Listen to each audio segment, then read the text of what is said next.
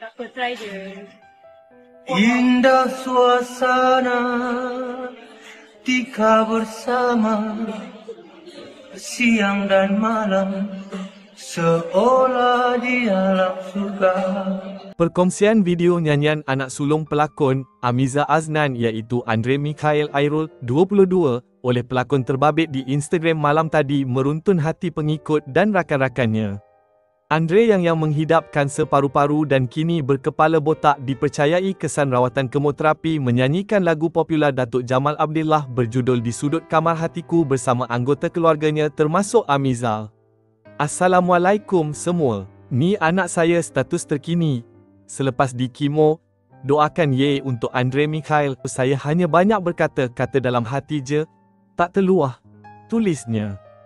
Cintamu itu cinta yang setulus jiwa, di mana ku cari gantinya.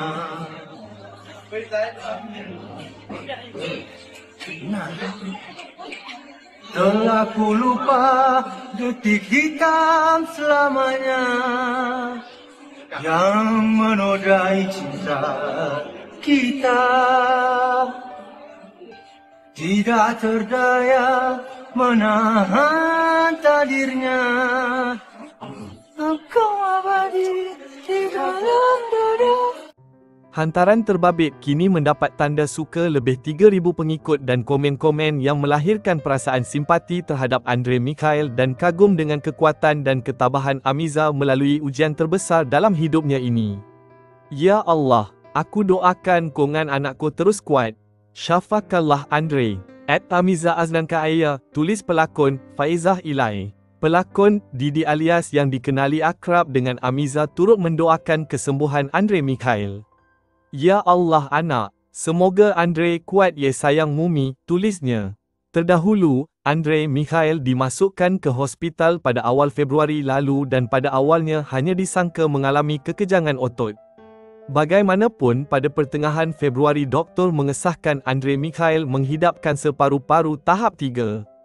Amiza menerusi hantaran di media sosialnya memohon agar Andre Mikhail diberikan kesihatan yang baik. Dia turut memaklumkan air daripada paru-paru anaknya sudah memasuki jantung, manakala paru-paru sebelah kanan juga sudah tidak lagi berfungsi. Dia bagaimanapun mengakui Andre Mikhail anak yang kuat dan sangat tenang ketika ditolak ke unit rawatan rapi ICU untuk prosedur. Katanya, Andre Mikhail seorang yang aktif bersukan. Dia mulanya mengadu sakit bahu dan hanya mendapatkan rawatan di klinik serta mengambil ubat tahan sakit dan menjalani pemeriksaan lain, tetapi keputusannya baik. Bagaimanapun, simptom ini lama-kelamaan berterusan apabila Andre Mikhail menghidap demam dan batuk berpanjangan dan sesak nafas ketika berjalan. Andre Mikhail turut mengalami kesukaran untuk tidur dalam keadaan baring kerana setiap kali berbuat demikian, dia akan diserang sesak nafas yang menyesakkan dada. Ujian imbasan tomografi berkomputer, CT scan, yang dilakukan akhirnya mengesahkan terdapat ketumbuhan dalam paru-parunya. Terima kasih kerana menonton. Kalau anda suka video ini, jangan lupa untuk like, share dan subscribe. Kita jumpa lagi dalam video akan datang.